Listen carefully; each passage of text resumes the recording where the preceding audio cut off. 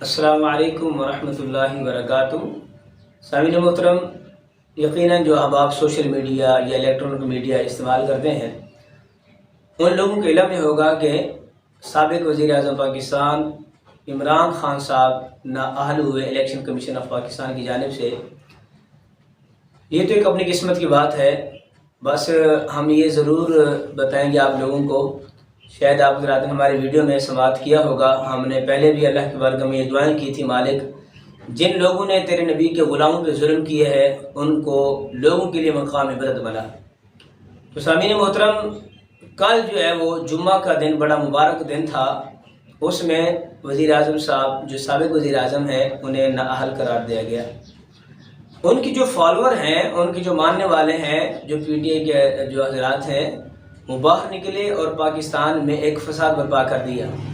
ہم پوچھنا چاہتے ہیں، اگر نبی کی عزت کے لیے نکلیں تو لوگ اس کو پتہ نہیں کیا کیا نام دے دیتے ہیں، خصوصاً یہ لوگ کہتے ہیں کہ جی یہ فسادی لوگ ہیں، یہ دہشت گرد لوگ ہیں۔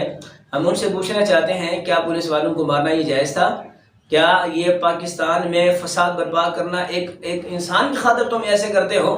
اگر نبی کی خاطر، نبی کی عزت کی خاطر نکلیں تو وہ فسادی ہیں، کہ جو اپنے لیڈر کی خاطر نکلے وہ کون لوگ ہیں؟ اور یہ کہاں جائز ہے کہ تم ایک ملکی عمارات کو اور اسی طرح ملک کی جو چیزیں ہیں وہ پولیس کی گاڑیاں وہ جلائے گی کس بنیاد پر؟ یہ کیسے جائز ہو گیا؟ تو میرے بھائیوں، ہم آپ کو بتانا چاہتے ہیں، اگر تمہارا عمران خان کے لیے نکلنا جائز ہوتا ہے تو امام الانبیاء صلی اللہ علیہ وسلم ساری کائنات کے سب سے بڑے لیڈر ہیں، اللہ کے بعد سب سے بڑی شان والے ہمارے پیارے نبی ہیں۔ اپنے پیارے محبوب صلی اللہ علیہ وسلم کی عزت و نموز پہ نکلنے والے لوگوں کو بھی برا نہ کہا کرو۔ اللہ تعالیٰ یہ دکھاتا ہے، دیکھیں ایک جمعہ نہیں گزرنے دی اللہ پاک نے، جن لوگوں نے جس کی حکومت میں حضور کے عاشقوں پر ظلم و ستم کیا گیا، میرا رب بڑا غیور ہے۔ میرے نبی فرماتے ہیں لا احد اغیر من اللہ، فرمایا اللہ سے بڑا کوئی غیرت مند نہیں ہے۔ اللہ کو غیرت آتی ہے میرے نبی کے نام پہ نکلنے والے یہ لوگ، ان لوگوں پہ ظلم ستم کیوں کیا گیا؟ ظلم ستم کی جو ایک تاریخ ختم کی گئی، وہ لوگ دیکھ رہے ہیں، لوگوں کی آنکھیں ہیں۔ تو اس حوالے سے میرے بھائیوں، یہ اپنے لیڈر کی خاطر ملک میں فساد برپا کرنا اگر جو ہے وہ یہ مناسب ہو سکتا ہے، ہم مناسب نہیں سمجھتے، بالکل ناجائز ہے، بالکل غلط ہے اور بہت زیادہ غلط ہے۔ تو جب رسول اللہ کی عزت کی بات آتی ہے، جب رسول اللہ کے عزت و نموز کی بات آتی ہے، اس کے لیے نکلنا جو ہے وہ پھر کیوں نہیں جائز ہوتا؟ اور اس وقت جو ہے وہ لوگوں کو بڑے فتوے یاد آ رہے ہوتے ہیں، بڑی حدیثیں یاد آ رہی ہوتی ہیں، بھی دیکھو راستہ رکنا جائز نہیں ہے، لوگ جناب ایمبولینس لے کر جا رہے ہوتے ہیں، مریض لے کر جا رہے ہوتے ہیں، پڑھائیاں ضائع ہو رہی ہیں، لوگوں کے کاروبار ضائع ہو رہے ہیں، ملک کی معیشت تباہ برباد ہو سکتی ہے، یہ ساری چیزیں کیا یہ صرف رسول اللہ کی عزت کے لیے جب بات ہوتی ہے تب یہ بات میں یاد آتی ہے؟ رات میں کل یاد کیوں نہیں؟ اتنا پورے ملک میں فساد برپا کر دیا گیا ہے، تمہارے کہاں ہیں وہ کاروباری معاملات، کہاں ہیں وہ تمہارے ایمبولینس سے، کہاں ہیں وہ سارے تمہارے پڑھائیاں؟ تو اس حوالے سے میرے بھائیوں، ہم یہ بتانا چاہتے ہیں، اللہ پاک بڑا غیور ہے، نبی کے معاملے میں تو اتنا غیور ہے، اگر ایک گرگٹ جو ہے وہ اللہ کے خلیل پر وہ پھونکے مارے آگ کو بھڑکانے کے لیے، رب اس کی نسل کو معاف نہ فرمائے۔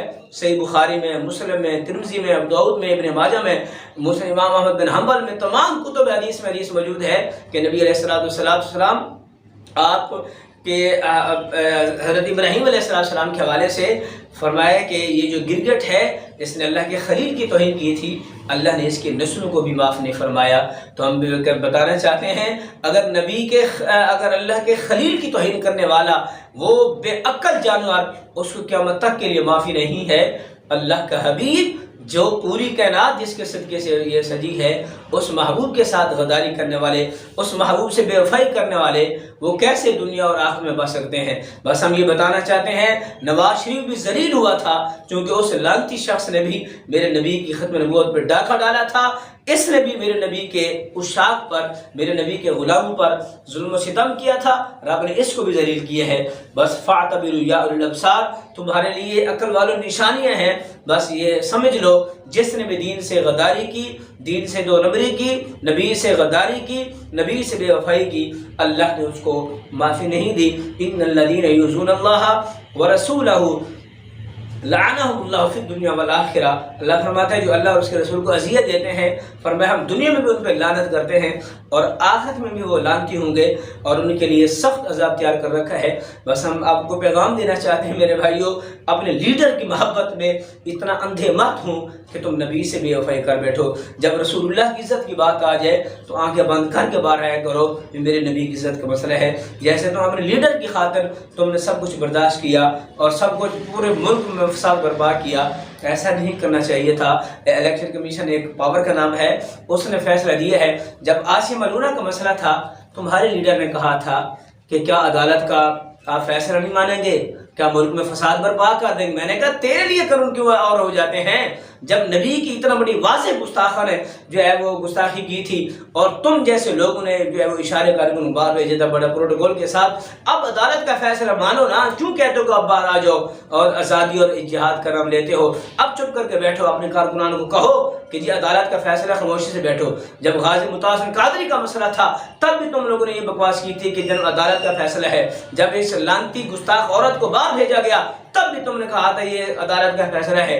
अब भी अदालत का फैसला क्यों नहीं मानते हो, ये दोहरा मेयार क्यों है। तो इस हवाले से मेरे भाइयों, नबी पाक सल्लल्लाहु अलैहि वसल्लम से वफा करोगे, दीन के साथ वफा करोगे, दुनिया में भी इज्जतें पाओगे और आखिरत में भी इज्जतें पाओगे। इस हवाले से अगर दुनिया की मोहब्बतें और दुनिया के लीडर की मोहब्बतों में रहोगे, न तुम्हें दुनिया में सुकून मिलेगा न ही आखिरत में सुकून पाओगे। हमारा ये पैगाम आप हज़रात खुद भी समाअत फरमाएं, दोस्त अहबाब को भी शेयर करें ताकि हमारा पैगाम हर अहबाब तक, हर दोस्त तक पहुँच सके। अल्लाह ताला हम सबको अमल की तौफीक अता फरमाए और रसूलुल्लाह की सच्ची गुलामी नसीब फरमाए। व मा अलैना